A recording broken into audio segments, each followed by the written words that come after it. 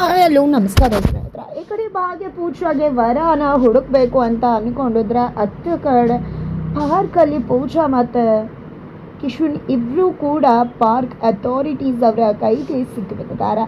ಹಾಗಾದರೆ ಇಲ್ಲಿ ತಾಂಡವ ಮಾಡಿದ ಕುತಂತ್ರಕ್ಕೆ ನಿಜವಾಗ್ಲೂ ಇಬ್ಬರ ಒಂದು ಲೈಫ್ ಬಲಿ ಪಶು ಆಗ್ಬಿಡತ್ತೆ. ಏನಾಯಿತು ಏನು ಕತೆ ಇದು ಎಲ್ಲವನ್ನ ಕೂಡ ತಿಳ್ಕೋಬೇಕು ಅಂದರೆ ಈಗಲೇ ನಮ್ಮ ಈ ಚಾನಲ್ ಸಬ್ಸ್ಕ್ರೈಬ್ ಮಾಡಿ, ಹಾಗೆ ಈ ಒಂದು ವಿಡಿಯೋವನ್ನು ಪೂರ್ತಿಯಾಗಿ ನೋಡೋದನ್ನು ಯಾವುದೇ ಕಾರಣಕ್ಕೂ ಕೂಡ ಮರಿಬೇಡಿ.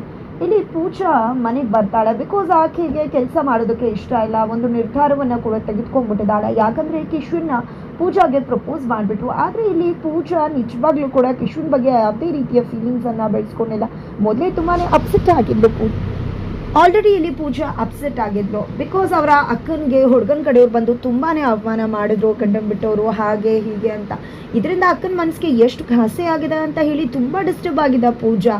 ಜೊತೆಗೆ ಪುರೋಹಿತರು ಹೇಳಿದಂತಹ ಮಾತುಗಳು, ಇನ್ನೇನು ತಂಗಿ ಮದುವೆ ಆಗೋದು ಕಷ್ಟ, ಹುಡುಗನ ಒಪ್ಕೊಳ್ಳೋದು ಹುಡುಗನ ಕಡೆಯವರು ಕಷ್ಟವಾಗ್ಬಿಡತ್ತೆ ಅಂತ, ಈ ಎಲ್ಲದರಿಂದ ಕೂಡ ಮೊದಲೇ ಡಿಸ್ಟರ್ಬ್ ಆಗಿದ್ದ ಪೂಜಾ ಮುಂದೆ ಇಲ್ಲಿ ಕಿಶುನ್ ಯಾವಾಗ ಲವ್ ಪ್ರಪೋಸಲ್ ಇಟ್ಟರು ನಿಜವಾಗ್ಲೂ ಡಿಸ್ಟರ್ಬ್ ಆಗಿಬಿಡ್ತಾಳೆ. ಕಿಶುನ್ ಮೇಲೆ ಕಾಯಿ ಮಾಡ್ತಾಳೆ. ಜೊತೆಗೆ ಅಲ್ಲೇ ಆಫೀಸಿಂದ ಕೂಡ ಹೊರಟು ಮನೆಗೆ ಬಂದುಬಿಡ್ತಾಳೆ.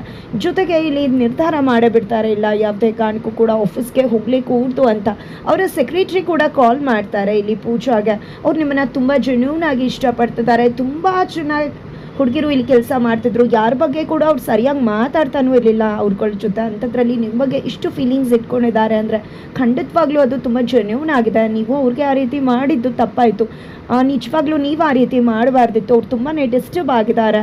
ನೀವು ನಿಜವಾಗ್ಲೂ ಅವರನ್ನು ಇಷ್ಟಪಟ್ಟರೆ ನಿಮ್ಮ ಲೈಫ್ ಕೂಡ ಚೆನ್ನಾಗಿರುತ್ತೆ ಅಂತ ಹೇಳ್ತಿರುವಷ್ಟರಲ್ಲಿ ಈ ಕಡೆ ಪೂಜಾ ತುಂಬಾ ರೇಗ್ ಬಿಡ್ತಾಳೆ. ಆ ಕಡೆ ಕಿಶುನ್ ಇಟ್ಕೊಂಡು ಸಾರಿ ದಯವಿಟ್ಟು ಪೂಜಾ ಕ್ಷಮಿಸ್ಬಿಡುವ ಅಂದಾಗ ನೀವೇ ಬೇಕು ಅಂತ ಸೆಕ್ರೆಟರಿ ಕೈಲಿ ಫೋನ್ ಮಾಡಿಸಿದ್ರ ಅಂತ ಮತ್ತೆ ಡಿಸ್ಟರ್ಬ್ ಮಾಡ್ಕೋತಾರೆ. ತದನಂತರ ಈ ಕಡೆ ಪೂಜಾನ ನೋಡೋದಕ್ಕೆ ಅಮ್ಮ ಒಂದು ಹುಡುಗನ್ನ ಕರ್ಕೊಂಡು ಬಂದಿದ್ದಾರೆ. ಅವ್ರ ಅಮ್ಮ ಮಗ ಇಬ್ಬರು ಕೂಡ ಬಂದಿದ್ದಾರೆ. ಬಟ್ ಪೂಜಾನ ಕರ್ಕೊಂಡು ಬಂದಿಲ್ಲ ಭಾಗ್ಯ. ಯಾಕಂದರೆ ಅವ್ರ ಅಮ್ಮ ಬಂದಿದ್ದೆ ಸ್ವಲ್ಪ ವರದಕ್ಷಿಣೆ ಕೊಡಬೇಕು, ಆಗ ಖಂಡಿತ ಪೂಜಾ ಮದುವೆ ಆಗುತ್ತೆ ಅಂತ ಬಂದು ಹೇಳಿದರು ಭಾಗ್ಯಗೆ.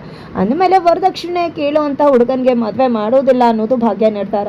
ಅದೇ ಕಾರಣಕ್ಕೆ ಕುಸುಮ ಮತ್ತು ಭಾಗ್ಯ ಅಲ್ಲಿಗೆ ಪೂಜಾನ ಕರ್ಕೊಂಡು ಬರ್ದೆ ಅವ್ರು ಮಾತ್ರ ಬರ್ತಾರೆ. ಈ ಕಡೆ ಸುನಂದ್ ಅವ್ರಿಗಂತೂ ಫುಲ್ ಖುಷಿ, ಹುಡುಗ ಬಂದಿದ್ದಾನೆ, ನನ್ನ ಮಗಳು ಮದುವೆ ಆಗತ್ತೆ ಅಂತ.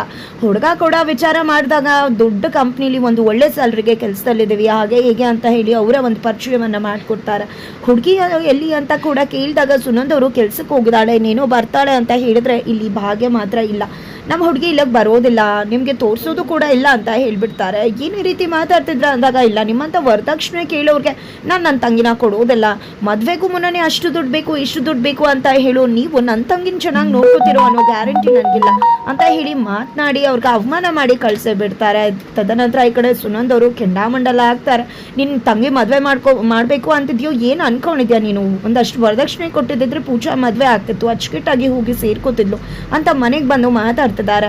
ಎಲ್ಲರೂ ಕೂಡ ಸುನಂದ ನಿರ್ಧಾರಕ್ಕೆ ವಿರೋಧವಾಗೇ ಇದ್ದಾರೆ. ಈ ಕಡೆ ಕುಸುಮ ಅವ್ರು ಕೂಡ ಅರ್ಥ ಮಾಡ್ಕೊಳ್ಳಿ ಸುನಂದ್ ಅವರೇ, ವರದಕ್ಷಿಣೆ ಕೇಳೋರಿಗೆ ಮದುವೆ ಮಾಡ್ಬೇಕಾ ಅಂತ ಕೇಳ್ತಿದ್ದಾರೆ. ಈ ಕಡೆ ಭಾಗ್ಯ ಕೂಡ ಏನಮ್ಮ ವರದಕ್ಷಿಣೆ ಇವತ್ತೇ ಕೇಳ್ತಾರೆ ಅನ್ನೋರು ನಾಳೆ ನನ್ನ ತಂಗಿ ಚೆನ್ನಾಗಿ ನೋಡ್ಕೋತಾರೆ ಅಂತ ಅನ್ಕೊಂಡಿದ್ಯಾ, ಖಂಡಿತ ಅವ್ರು ಚೆನ್ನಾಗಿ ನೋಡ್ಕೊಳ್ಳೋದಿಲ್ಲ ಅಂತ ಭಾಗ್ಯ ಹೇಳಿದ್ರೆ ವರದಕ್ಷಿಣೆ ತಗೊಳ್ಳೋರು ಎಲ್ಲರೂ ಕೂಡ ಹಾಗಿದ್ರೆ ಯಾರು ಬಾಳ್ತಾನೆ ಇಲ್ವಾ ಅಂತ ಹೇಳಿ ಸುನಂದ್ ಅವ್ರು ಕೇಳ್ತಾರೆ. ಅಮ್ಮ ದಯವಿಟ್ಟು ಅರ್ಥ ಮಾಡ್ಕೊಂಡು ನನ್ನ ತಂಗಿನ ಒಳ್ಳೆ ಹುಡುಗನಿಗೆ ಕೊಟ್ಟು ಮದುವೆ ಮಾಡಬೇಕು ಅಂತ ಅಂದ್ಕೊಂಡಿರೋದು ಅಂದಾಗ ನಾವು ಎಲ್ಲರೂ ಕೂಡ ಚಿನ್ನ ಒಡವೆ ಎಲ್ಲ ಹಾಕೇ ಹಾಕ್ತೀವಿ ತಾನೆ, ಅದರಲ್ಲಿ ಏನಿದೆ ಅಂದಾಗ ಅಮ್ಮ ಚಿನ್ನ ಒಡವೆ ಎಲ್ಲ ಹಾಕೋಣ, ಅದು ನಮ್ಮ ಜವಾಬ್ದಾರಿ. ಖಂಡಿತ ಕಷ್ಟನೋ ಸುಖನೋ ನನ್ನ ತಂಗಿನ ಚೆಂದಾಗಿ ಮದುವೆ ಮಾಡೋದು ನನ್ನ ಜವಾಬ್ದಾರಿ, ನೀನು ಅದ್ರ ಬಗ್ಗೆ ಯೋಚನೆ ಮಾಡಬೇಡ. ಆದರೆ ಈ ರೀತಿಯಾಗಿ ವರದಕ್ಷಿಣೆ ಎಲ್ಲ ಕೇಳೋನ್ಗೆ ಖಂಡಿತವಾಗ್ಲೂ ನಾನು ನಮ್ಮ ಪೂಜಾನ ಮದುವೆ ಮಾಡಿ ಕೊಡೋದಕ್ಕೆ ಖಂಡಿತವಾಗ್ಲೂ ಇಷ್ಟಪಡೋದಿಲ್ಲ ಅಂತ ಹೇಳ್ತಾರೆ. ಅಲ್ಲಿ ಪೂಜಾನ ಅಬ್ಸರ್ವ್ ಮಾಡ್ತಿರ್ತಾರೆ. ಪೂಜಾ ತುಂಬ ಸಪ್ಪಗೆ ನಿಂತಿರ್ತಾರೆ. ಇದನ್ನು ನೋಡಿದಂಥ ಭಾಗ್ಯ, ಯಾಕೆ ಪೂಜಾ ನಾನು ಹುಡುಗನ ಕಡೆಯವ್ರಿಗೆ ಬೇಡ ಅಂದೆ ಅಂತ ಹೇಳಿ ನಿನಗೆ ತುಂಬ ನೋವು ಆಯಿತಾ, ಅದಕ್ಕೆ ಈ ರೀತಿ ಸಪ್ಪಗಿದೆಯಾ ಅಂತ ಕೇಳ್ತಿದ್ರೆ, ಹಾಗೇನಿಲ್ಲ ಆಫೀಸ್ ಟೆನ್ಷನ್ ಅಷ್ಟೇ, ಆ ರೀತಿ ಏನಿಲ್ಲ, ನೀನು ಇಲ್ಲದೆ ಇರೋದನ್ನೆಲ್ಲ ಕಲ್ಪನೆ ಮಾಡ್ಕೋಬೇಡ, ನೀನು ಯಾವ ಹುಡುಗನ ಹೇಳ್ತೀವೋ ನಾನು ಆ ಹುಡುಗನ ಮದುವೆ ಆಗ್ತೀನಿ ಅಂತ ಹೇಳಿ ಪೂಜಾ ಹೇಳಿದಾಗ, ಖಂಡಿತ ಯೋಚನೆ ಮಾಡಬೇಡ ಪೂಜಾ, ಒಳ್ಳೆ ಹುಡುಗನ್ನೇ ಹುಡುಕ್ತೀನಿ ಅಂತಾರೆ. ಈ ಕಡೆ ಅಮ್ಮ ನೀನು ಕೂಡ ಅರ್ಥ ಮಾಡ್ಕೋ, ದಯವಿಟ್ಟು ಪೂಜಾ ಮದುವೆ ಮಾಡಬೇಕು ಅಂತ ಎಂತಂಥವ್ರನ್ನೂ ಮದುವೆ ಮಾಡೋಕ್ಕಾಗುತ್ತಾ, ಪ್ಲೀಸ್ ದಯವಿಟ್ಟು ಅರ್ಥ ಮಾಡ್ಕೋ ಅಂತ ಅಮ್ಮಂಗೂ ಕೂಡ ಭಾಗ್ಯ ಅರ್ಥ ಮಾಡಿಸ್ತಾರೆ. ಈ ಕಡೆ ಕುಸುಮ ಅವ್ರು ಕೂಡ ಅರ್ಥ ಮಾಡಿಸ್ತಾರೆ. ತದನಂತರ ಇದು ಕಡೆ ತಾಂಡವ್ ಅಂತೂ ಶ್ರೇಷ್ಠ ಜೊತೆ ಇಲ್ಲ, ಭಾಗ್ಯಕ್ಕೊಬ್ಬನ ಇಳಿಸ್ಲೇಬೇಕು, ಎಷ್ಟು ಮೆರಿತಾಳೆ ನಮ್ಮಮ್ಮನ ಜೊತೆ ಸೇರಿಕೊಂಡು. ನಮ್ಮಮ್ಮ ಕೂಡ ಅವಳನ್ನು ಅಟ್ಟಕ್ಕೇರಿಸಿ ಮಾತಾಡ್ತಾರೆ, ನನಗೆ ಅವಮಾನ ಮಾಡಿ ಚಿಲ್ಲರೆ ಅದು ಇದು ಅಂತಾರೆ. ಇಲ್ಲ, ನಾನು ಅವಳ ವಿರುದ್ಧ ಸೇರಿ ತೀರಿಸ್ಕೊಳ್ಳೇಬೇಕು ಅಂತ ಹೇಳಿ ನಿದ್ರೆ ಮಾಡ್ದೆ ಒದ್ದಾಡ್ತಿದ್ದಾರೆ. ಹಗಲು ರಾತ್ರಿ ನಿದ್ರೆ ಇಲ್ಲ, ಜಸ್ಟ್ ಭಾಗ್ಯ ವಿರುದ್ಧ ಸೇರಿ ತೀರಿಸ್ಕೋಬೇಕು ಅನ್ನೋದಷ್ಟೇ. ಕೆಲಸದ ಮೇಲೆ ಕಾನ್ಸಂಟ್ರೇಷನ್ ಮಾಡೋಕ್ಕಾಗ್ತಿಲ್ಲ. ಈ ಕಡೆ ಶ್ರೇಷ್ಠಾಗೆ ತಾಂಡವ್ ಕ್ಯಾರೆಕ್ಟರ್ ನಿಜವಾಗ್ಲೂ ಇರಿಟೇಟ್ ಆಗಿಬಿಟ್ಟಿದೆ ಅಂತಲೇ ಹೇಳ್ಬೋದು. ಈ ಕಡೆ ನೆಟ್ಟಿಗೆ ನಿದ್ರೆ ಮಾಡಿದೆ, ಈ ಕಡೆ ಇನ್ನೇನಪ್ಪ ಮಾಡೋದು, ಭಾಗ್ಯನ ಹೇಗೆ ಅವಳ ಮೇಲೆ ಸೇಡ್ ತೀರಿಸ್ಕೊಳ್ಳಿ ಅಂತ ದಾರಿನ ಹುಡುಕ್ತಿದ್ದಾರೆ. ತದನಂತರ ಬೆಳಗ್ಗೆ ಆಗ್ತಿದ್ದಾಗೆ ಈ ಕಡೆ ಪೂಜಾ ಆಫೀಸ್ಗೆ ಹೊರಡ್ತಾಳೆ. ಆಫೀಸ್ಗೆ ಹೋಗ್ತಿದ್ದಾಗೆ ಅಲ್ಲಿ ಕಿಶನ್ಗೆ ನಾನು ಇನ್ನು ಮುಂದೆ ಯಾವುದೇ ಕಾರಣಕ್ಕೂ ಇಲ್ಲಿ ಕೆಲಸ ಮಾಡೋದಿಲ್ಲ ಅಂತ ರೆಸಿಗ್ನೇಷನ್ನ ಕೊಟ್ಟು ಹೊರಗಡೆ ಬಂದ್ಬಿಡ್ತಾಳೆ.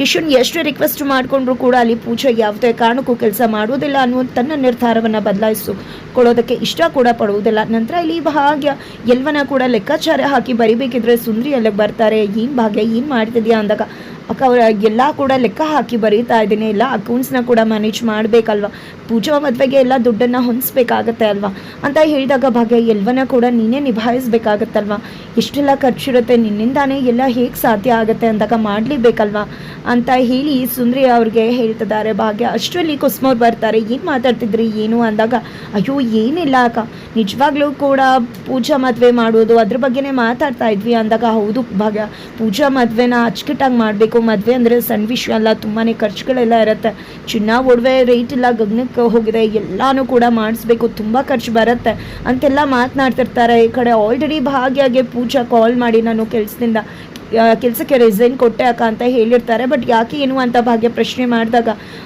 ಅಕ್ಕ ನನಗೆ ಅಲ್ಲಿ ಸರಿಯಾಗಿ ಹೊಂದಿಕೆ ಆಗಲಿಲ್ಲ ಅಂತ ಕೂಡ ಹೇಳಿರ್ತಾರೆ. ಹಾಗಾಗಿ ಇಲ್ಲಿ ಕುಸುಮ ಅವರು ಕೂಡ ಪೂಜಾ ಕೆಲಸ ಮಾಡ್ತಿದ್ದಾಳೆ, ಅಲ್ಲೂ ಕೂಡ ಲೋನ್ ತೊಗೋಬಹುದು, ಎಲ್ಲ ರೀತಿ ಕಷ್ಟ ಕೂಡ ಸರಿ ಹೋಗುತ್ತೆ, ಎಲ್ಲ ಕಡೆ ದುಡ್ಡು ಹೊಂದಿಸಿದ್ರೆ ಮದುವೆ ಕೂಡ ಆಗಿಬಿಡುತ್ತೆ ಅಂತ ಹೇಳಿ ಕುಸುಮ ಅವರು ಹೇಳಿದಾಗ ಈ ಕಡೆ ಪೂಜಾ ಕೆಲಸ ಬಿಟ್ಲು ಅನ್ನೋ ವಿಷಯ ಹೇಳಿದ್ರೆ ಅತ್ತೆ ತಲೆಬಿಸಿ ಮಾಡ್ಕೊಂಡ್ಬಿಡ್ತಾರೆ ಅಂತ ಅಂದ್ಕೊಂಡಿದ್ದೆ. ಆ ವಿಷಯನ ಹೇಳೋಕ್ಕೆ ಭಾಗ್ಯ ಮುಂದಾಗೋದಿಲ್ಲ. ತದನಂತರ ಪೂಜಾ ಬರಬೇಕಿದ್ರೆ ದಾರಿ ಮಧ್ಯೆನೇ ಕಿಶನ್ ಬಂದು ಪೂಜಾನ ಅಡ್ಡಿ ಆಗ್ತಿದ್ದಾರೆ.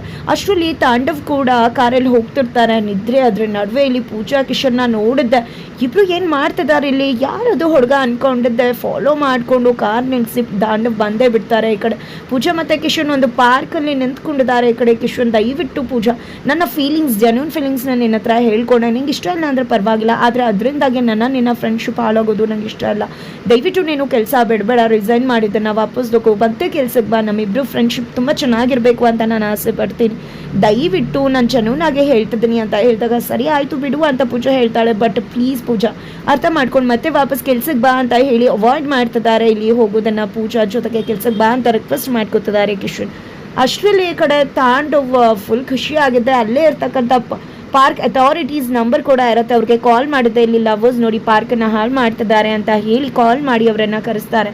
ನೀವಿಬ್ರೇನ ಲವರ್ಸು ಪಾರ್ಕಿಗೆ ಬಂದು ಟೈಮ್ ಸ್ಪೆಂಡ್ ಮಾಡ್ತಿರೋದು, ಇಲ್ಲೆಲ್ಲ ಮಕ್ಕಳು ದೊಡ್ಡವರು ಎಲ್ಲ ಕೂಡ ಬರ್ತಾರೆ, ಈ ರೀತಿ ಎಲ್ಲ ಮಾಡೋದು ಹೇಗೆ ಸರಿ ಅಂತ ಪೊಲೀಸ್ ಅವನ್ನ ಕರ್ಸೋದಕ್ಕೆ ಅವರು ಕೂಡ ಮುಂದಾಗ್ತಿದ್ದಾರೆ.